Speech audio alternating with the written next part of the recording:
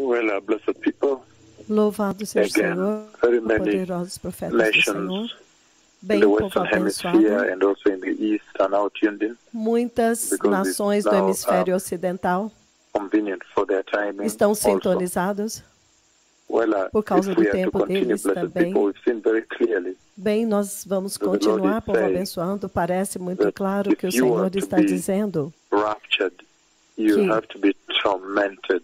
se você vai ser arrebatado, você tem que ser atormentado pelo pecado presente que você vê globalmente na face da terra, na terra agora, atormentado, porque o Senhor colocou promessas maravilhosas diante da igreja. No mesmo livro de 2 Pedro, capítulo 2, a mesma escritura, 2 Pedro, capítulo 2, se você for agora para o próximo capítulo 3, há promessas lá a partir do versículo 11. Ele diz, visto que tudo será assim destruído, ele está falando agora do dia do Senhor, a destruição que ele diz que o dia do Senhor virá como um ladrão, é o dia do juízo que está vindo, e ele diz que os céu vai desaparecer pelo fogo e os elementos derreterão pelo calor. Então, todas as coisas vão desaparecer. Então, tudo será destruído. Então, é deste grande juízo que ele está falando, que há um dia do juízo vindo. Então, no versículo 11, ele faz a pergunta, visto que todas as coisas serão destruídas desta forma, que tipo de pessoa é necessário que vocês sejam? E ele mesmo responde, ele diga, vivam de maneira santa e piedosa. Então, ele coloca duas características importantes, uma vida piedosa e uma vida santa. Uma vida santa e uma vida piedosa. Ele está dizendo, esta se torna a coisa mais importante da sua vida nesta hora. No versículo 12, enquanto vocês esperando e apressando a vinda do dia de Deus, ele diz que naquele dia os céus serão desfeitos pelo fogo. Então ele fala da destruição dos céus pelo fogo e que os elementos vão derreter pelo calor. Então no versículo 13 é realmente muito poderoso, porque ele diz, todavia, de acordo com a sua promessa, nós esperamos novos céus e nova terra, onde habita a justiça, o lar dos justos, em outras palavras. Então você vê uma vida santa, uma vida justa, é muito importante, ele está levantando a importância aqui. Entretanto, o mais importante é que nesta escritura ele está prometendo juízo e ao mesmo tempo prometendo o novo céu, a nova terra e a nova Jerusalém. Vocês sabem que todos nós que temos o nosso lar futuro, nós que nascemos de novo apropriadamente, o nosso lar é a nova Jerusalém. Todos nós. Aqueles que são nascidos de novo adequadamente. Quando o Senhor vem para vocês no arrebatamento, onde ele diz, em João 14, versículos de 1 a 3, ele diz que ele vai lá para preparar um lugar para vocês. Ele estava falando da Nova Jerusalém. Então, este é um enigma tão grande. Há tanto que vocês não podem entender nesta vida. Porque isto significa que quando você vai ser arrebatado, vai direto para Jerusalém Celestial, porque aquela cidade pertence ao estado eterno. Então, há tanta coisa desconhecida para essa natureza, nessa natureza humana, e é tão, a mente do homem é tão estreita que não consegue perceber as coisas da eternidade. Mas o que você vê, o mais importante é 2 Pedro 3, que é o capítulo seguinte do capítulo 2, ele promete juízo e então a nova Jerusalém. Ele disse, agora que você tem esta promessa da Nova Jerusalém, você deve se preparar adequadamente. Então, agora que você vê este juízo, então você tem que viver de forma santa, piedosa, em justiça, com temor de Deus, entendem? Duas promessas, uma promessa para o juízo e a outra promessa é para a vida eterna. E ele diz, por favor, estas duas promessas têm que mudar a forma como você vive na terra agora. Então, eu quero lidar com algo muito importante aqui a respeito do exemplo que o Senhor colocou diante de vocês, porque o Senhor disse que tudo isso foi colocado como vocês como exemplo, para que vocês saibam o que vai acontecer naquele dia com os ímpios. Toda esta escritura, todo este texto é um exemplo. Então, Ló torna-se um tremendo exemplo para vocês. Se nós voltarmos ao mesmo livro do Gênesis, Gênesis capítulo 19, mais uma vez.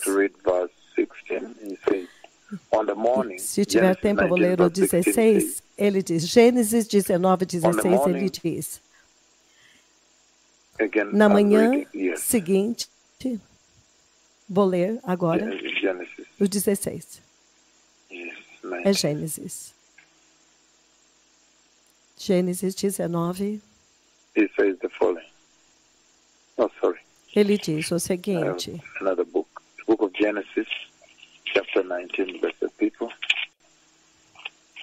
O livro do Gênesis 19, povo abençoado.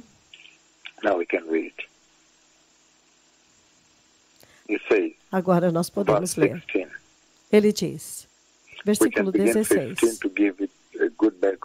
Podemos começar no 15 para darmos uma base maior.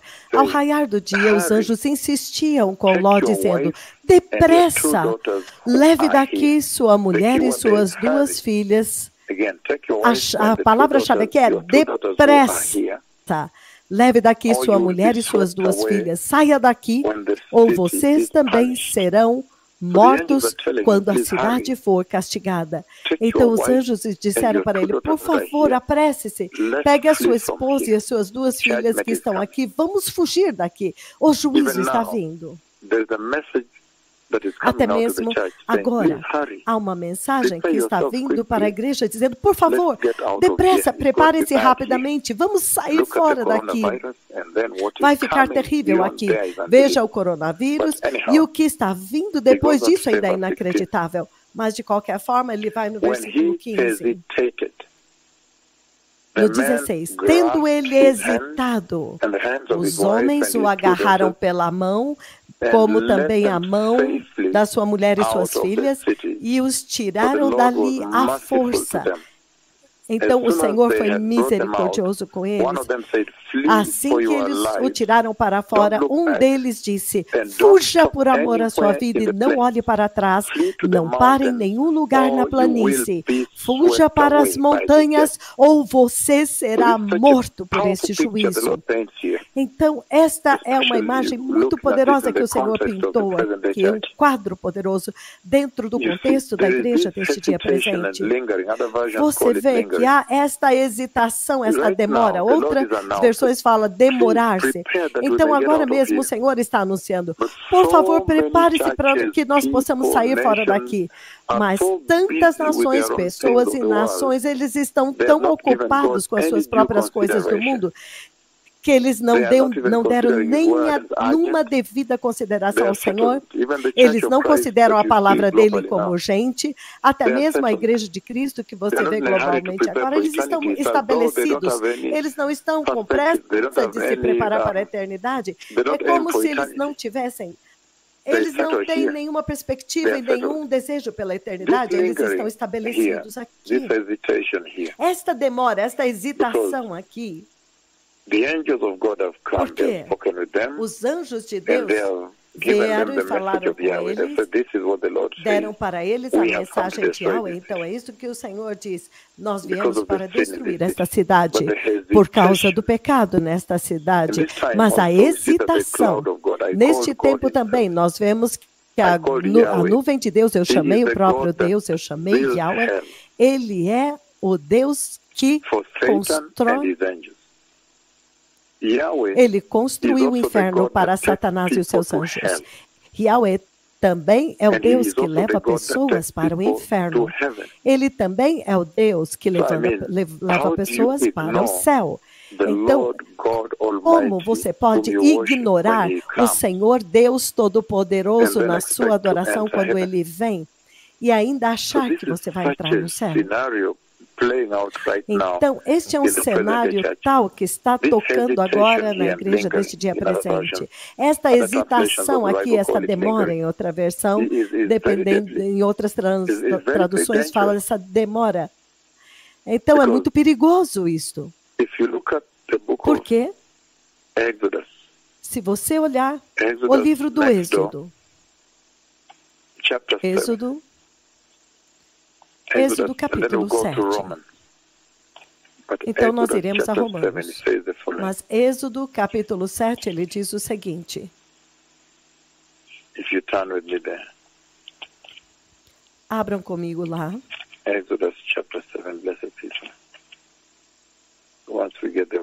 Êxodo 7, povo abençoado, quando chegarem lá nós vamos ler juntos. Você vê um cenário muito importante e você vai entender como o Senhor opera neste assunto de hesitação. Quando as pessoas são hesitantes, demorando, perdendo tempo, quando o Senhor tem uma urgência.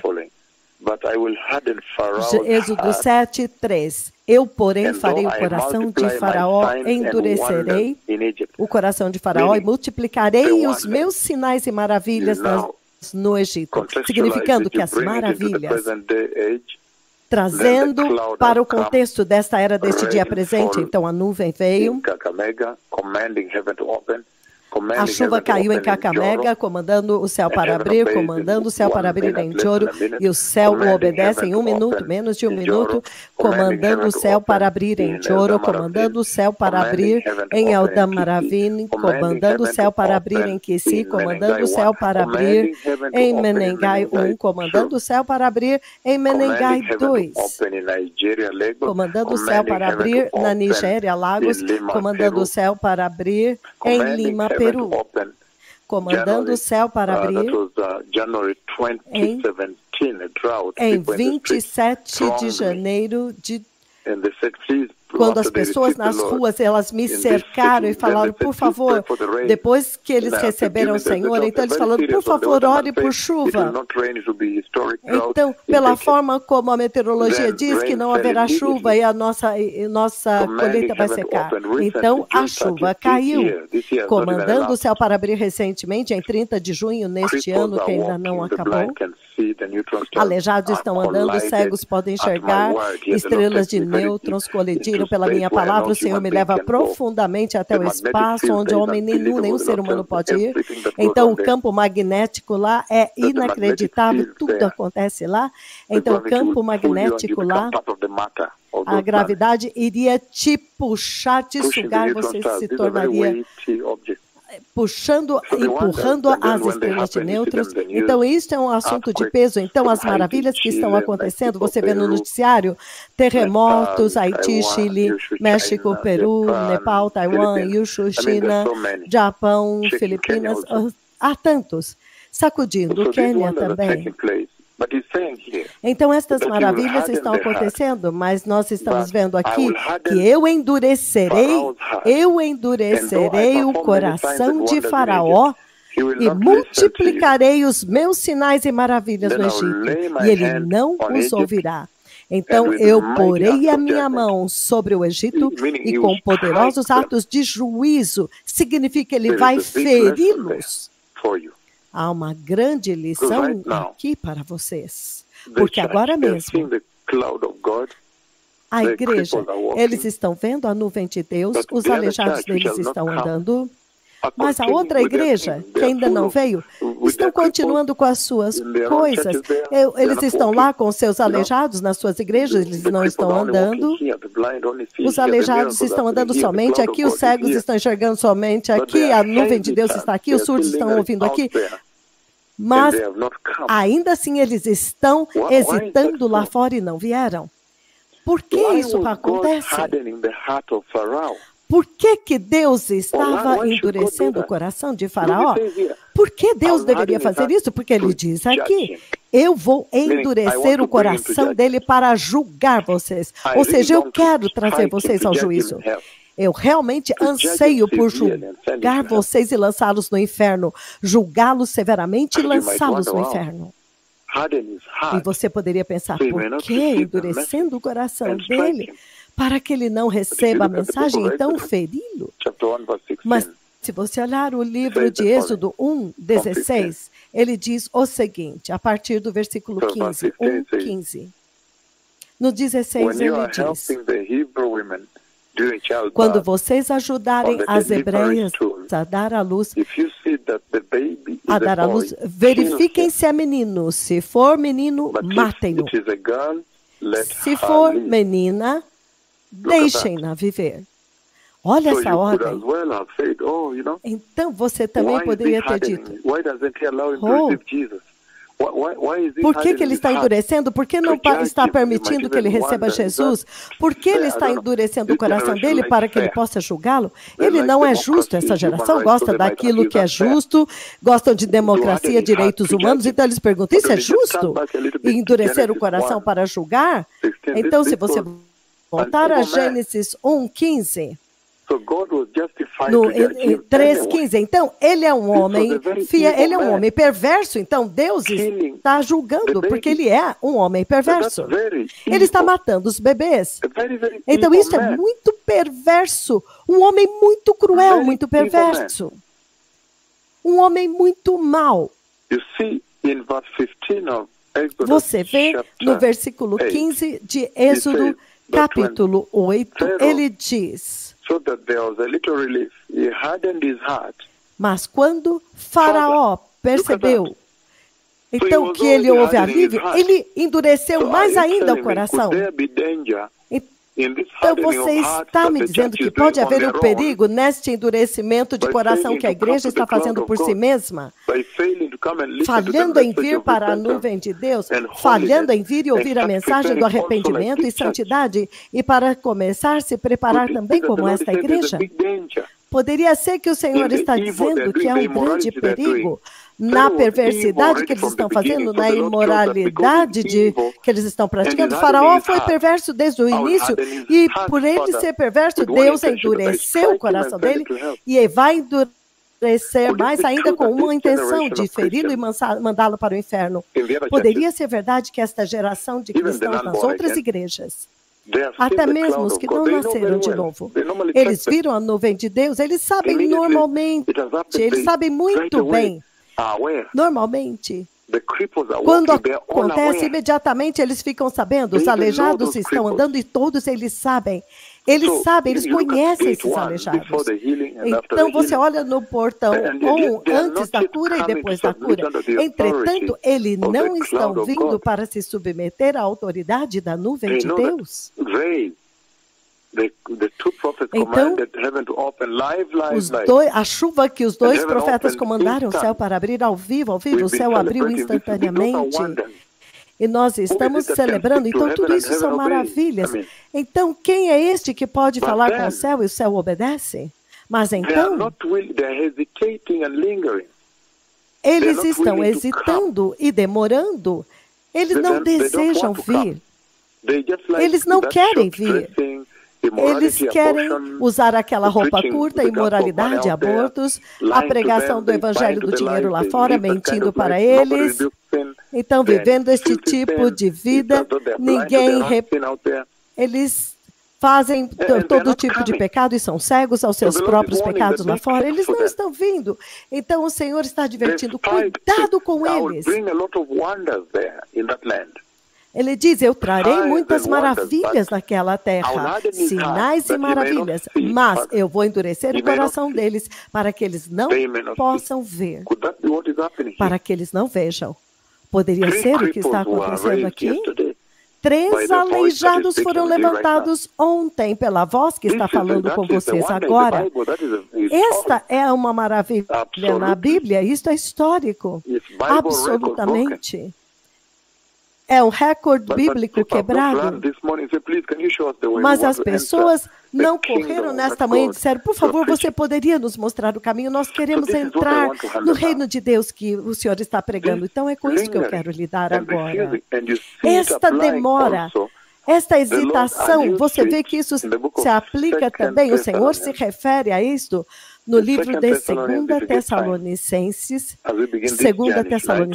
se tivermos tempo, enquanto começamos esta jornada nesta noite, 2 Tessalonicenses, então, para os quenianos, eles sabem que eu estou ministrando em todos os fusos horários, eu tenho que fazer isto.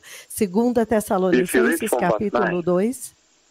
Se você ler a respeito a partir do versículo 9 até o 12, ele diz, a vinda deste perverso é segundo a ação de Satanás, com todo o poder, com sinais e maravilhas que são enganadoras, mentirosas, serão falsos sinais. A igreja agora está envolvida em sinais como esse, se você ver lá fora, eles não têm a unção do Senhor, então eles tentam imitar e falsificar. Eles não têm portão 1, não têm milagres orgânicos. Os milagres que são verificados medicalmente pelos médicos. Mas olha aqui como nós temos médicos sérios, pessoas muito sérias nesta nação. Médicos muito sérios ao nosso redor aqui. Então, ele diz, versículo 10, e ele fará uso de todas as formas de engano da injustiça para os que estão perecendo. Olha, os que estão perecendo, quem são eles? Ele diz que eles perecem porque eles se recusam a amar a verdade. Então eles viram a nuvem de Deus. Eles sabem que isso é Yahweh. O Senhor quer ter certeza que eles saibam que este é Ele, e eles ainda assim não podem vir e submeter-se a Ele e receber a mensagem do arrependimento. Eles perecem porque eles se recusam a amar a verdade para poder ser salvos. Então, significando que eles não podem ser salvos. Então, por este motivo, o Senhor envia um terrível poder sedutor, a fim de que creiam na mentira. Então o Senhor endurece o coração como ele fez no Egito. Ele vem e endurece o coração deles. Ele agora vem porque eles amaram a imoralidade, estão envolvidos na falsidade que eles estão fazendo naquela igreja, aquele negócio de dinheiro naquelas igrejas, nudez, imoralidade e tudo isso, porque eles amaram aquilo. Então, o Senhor agora diz, pois agora eu vou endurecer o seu coração para que você não possa mais perceber. Então, agora, 2 Tessalonicenses 2:11, ele diz, por esta razão o Senhor lhes envia um terrível poder sedutor, a fim de que creiam na mentira. Então, este é o momento democrático neste mundo. Eles amam democracia, eles vão dizer, mas isso não é justo. Então, isso não é justo. Por que ele está endurecendo o coração? Ele está dizendo aqui, dando a razão, para que todos sejam condenados, todos os que não creram na verdade, mas antes tiveram prazer na injustiça, para que ele possa julgá-los no inferno. Então, vocês estão vivendo em uma era moderna, pós-moderna, onde as pessoas argumentam, isso é justo? Que ele endurece, então manda para o inferno? Não, o Faraó já estava matando os filhos. Não.